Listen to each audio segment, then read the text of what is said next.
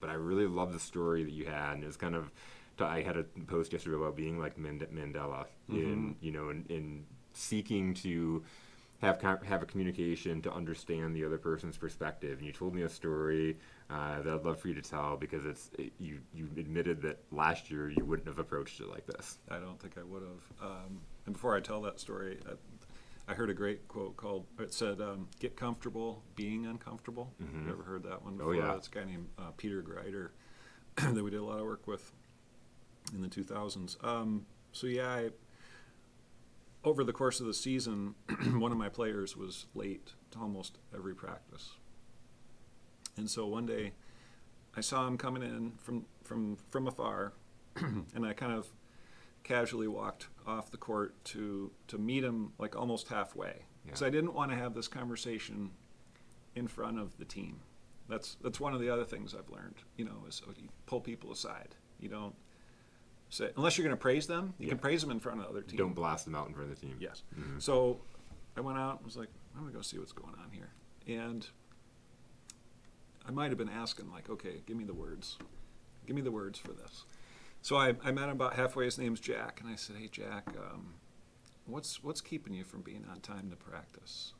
I didn't ask why, because I think why promotes like a very defensive posture. What's keeping you from being late to practice? And he said, well, Coach, I have 6 AP classes this year. I'm number 3 in the class right now. I really want to be number 1. And so I'll get like really wrapped up in my work, and I kind of lose track of time. And I thought to myself, and then I said to him, okay, I'm really glad I asked.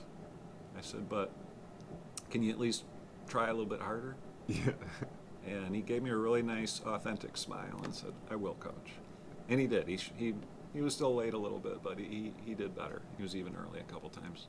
But yes, I agree. Like last year, I wouldn't. In fact, last year I did have an instance where I called him out for being late.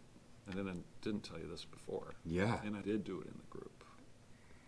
But I apologized. But then I made a point to apologize to him in person. Mm-hmm.